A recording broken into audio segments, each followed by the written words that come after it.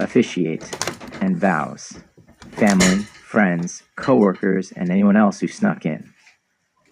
I'd like to extend a huge welcome to all of you. We are all here to witness the marriage of Rachel and MILO in this incredibly beautiful location. The happy couple have asked me to officiate today, and I am honored to be here to do so. So without further ado, I would like to hand this over to them both to say their vows to each other. Rachel, vow. MILO, vow. Rachel, do you take MILO to be your husband? Rachel, I do. MILO, do you take Rachel to be your wife? MILO, I do. Ring exchange. Now for the legalese. By the power vested in me as Deputy Commissioner of Civil Marriages in and for the County of San Diego, and the payment of a $126 bribe off fee to said county, I take pleasure in announcing that from this moment on, you are husband and wife. Pause. The bride and groom may now kiss. Step back. Move mic. Opening. Hello everyone. For those of you who I have not had a chance to meet, I'm Doug, the proud father of our beautiful daughter Rachel. Thank you for being here today to celebrate Rachel and MILO's special day. I'd like to welcome MILO into our family, although in reality he's been a member for quite some time. I'd also like to start with a quote which I think sums up such a beautiful connection that these two have. It's from a local author who wrote, "We are all a little weird, and life is a little weird. And when we find someone whose weirdness is compatible with ours, we join up with them and fall into mutually satisfying weirdness and call it love." Local author, Dr. Seuss. Rachel enters our lives. For Corinne and I, this all officially began on February 23rd, 1992, 12,165 days ago when Rachel was born in Framingham, Mass. It was a special day for Corinne and I, and the beginning of our front row seats seeing her become the woman she is today began. A few anecdotes from those early years. Learning to walk. Lion King was one of her favorite movies. But Rachel took this movie a bit more seriously than the other kids. She would transform into Simba and run around the house in her Buzz Lightyear's PJs on all fours. At one point, we were worried she would never walk, but it highlighted her carefree spirit to be herself.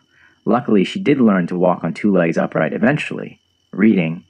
Rachel and all of our children loved bedtime stories. One night, at Corinne's suggestion, Reed put me on the spot. I made up a story instead of reading a book, and the legend of Mugaboo Mugabee was born. This was an oral tradition never put to paper, with every story beginning once upon a time there was a little girl or boy, insert appropriate name and gender, who lived in a gray house on the shores of Lake Cochituate. Under the dock at the edge of the lake lived a monster named Mugaboo Mugabee. There were many adventures in this fantasy world, but Rachel's favorite was when the dinosaurs came to the lake, and while scary at first, became friends with everyone. It was a ritual I loved and shared with all of the kids. Tooth Fairy, dear Tooth Fairy, attached is my tooth. I really want a Polly Pocket named Lila. I know you can't give me a puppy, so this is the next best thing. I was wondering if I can keep my tooth. Can I? Fairies like you need special appreciation for doing what you do. Some people don't believe in you, but I do. Good night, Rachel H., Perseverance and First Love. Rachel has always loved animals, with dogs being at the top of her list. She begged literally for years to have one of her own. Corinne even started the Doggy Lovers Club at school as a diversion. Rachel was the only child in the club without a pet. But Rachel persisted, and true to her soul, she chased her dream relentlessly, writing us essays and eventually signing a contract to get a dog of her own. Her perseverance paid off, and Katie, our late beloved black lab, entered the family. Katie was Rachel's first true love. Sorry, MILO. Soccer, a mind of her own. Doug put on ref shirt. All of our kids played many sports, and I loved being their coach on more teams than I can remember with memorable names. One of my favorites was named the Blue Polka-Dotted Spiky Ice Cream Cones. For Rachel, soccer was her game of choice. She loved to score, and in one game that went down in infamy, her team was up by a lot, like 10-0, and we instituted a 5-pass rule to keep the score down. Of course, when Rachel got the ball, she crossed into the opponent's side, put on her game face, and that has always been a bit scary, and scored from long range. Then she turned and gave me her take that look. Any of you who have played soccer with Rachel probably know exactly what I am talking about. Sports nut and Boston fan. Doug puts on Red Sox tie. What did I spawn? After watching the New England Patriots win Super Bowl 38 on February 1st, 2004, something clicked and Rachel became a lifelong Boston fan. Through good and bad times, even after the glory years of Brady and Belichick are now long gone, she stuck and still sticks with them, including the Patriots, Celtics, and Red Sox. Exceptions were made for Steph Curry and the Warriors, just because he's so fun and it is one of Milo's teams, and the Phoenix Suns, okay, as they are in a different league. Indian Princess. Doug puts on Indian Princess vest and presents the couple with 2 white bear claws.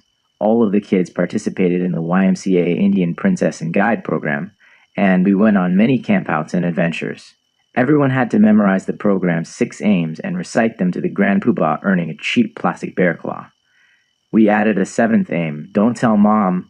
Rachel's favorite campout was Rawhide Ranch, which involved riding horses, cleaning out stables, and sleeping on hard wooden bunks. At the end of each weekend, there was a big horse show. One year, Rachel was entered in the show. When the awards were handed out, they named 3rd place, not Rachel, 2nd place, not Rachel, 1st place, sadly not Rachel. She was devastated, and as a parent, you hate to see that. But then they announced there was also a grand champion, and when her name was called out, she went from tears to ecstatic. The next year, she was in the show again, but this time she was relegated to showing chickens on a leash. Ouch! I don't think she has ever forgiven Rawhide Ranch for that. Cal and sorority sisters. As I understand it, Rachel really had one criteria when she picked a college. It had to have a big-time football program.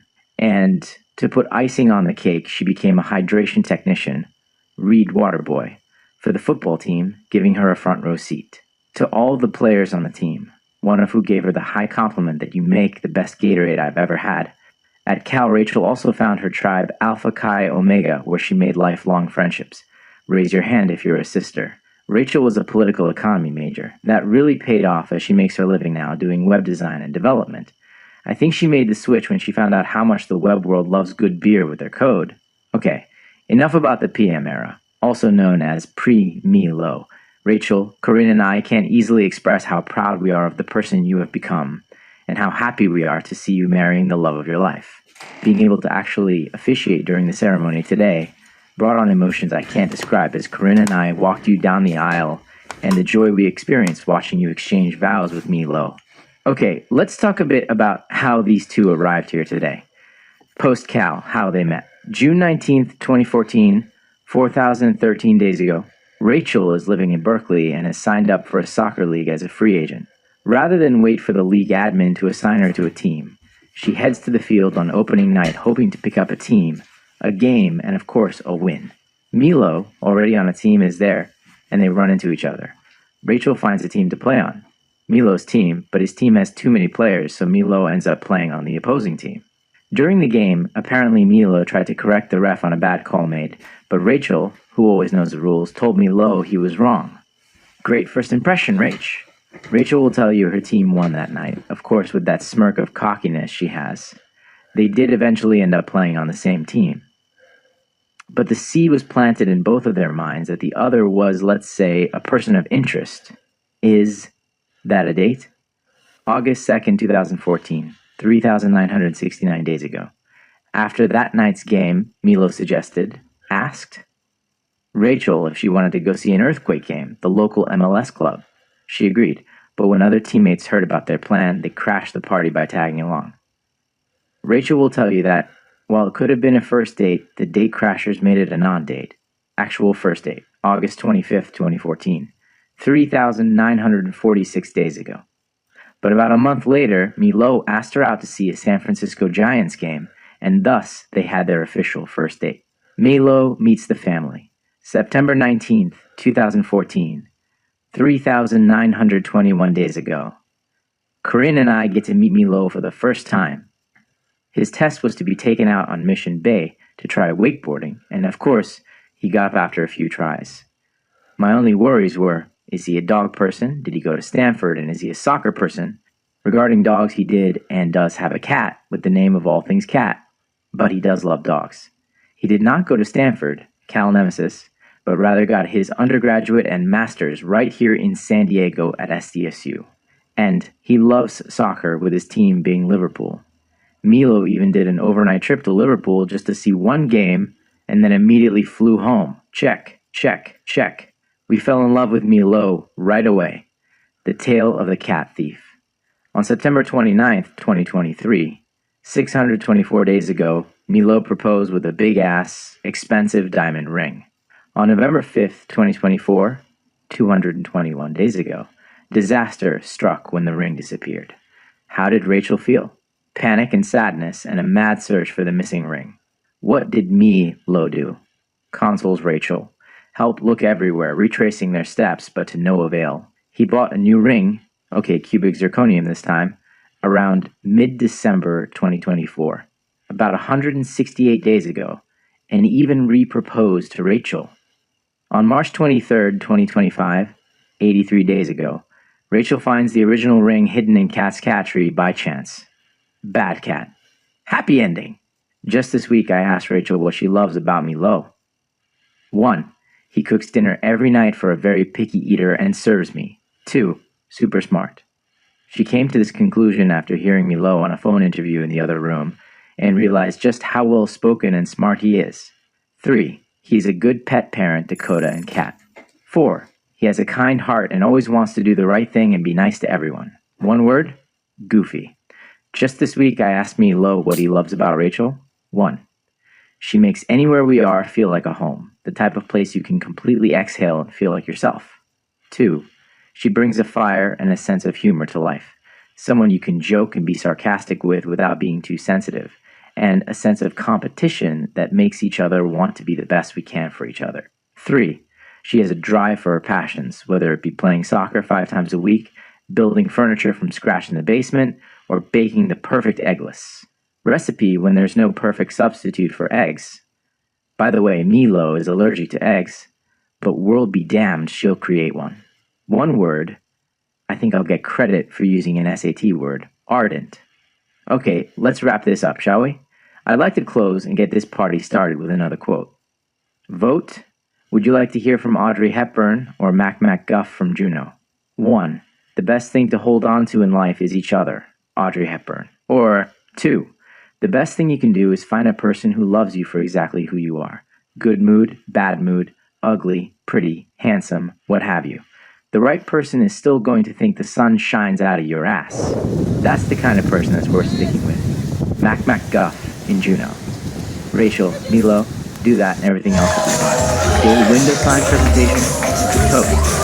So now I'd like all of you to join me and raise a toast to two newlyweds who have their whole lives together ahead of them. Congratulations. The whole room loves you both. Feel it. Hold each other close. Okay, now we can start the party. You guys, take a look around. Take a look around here.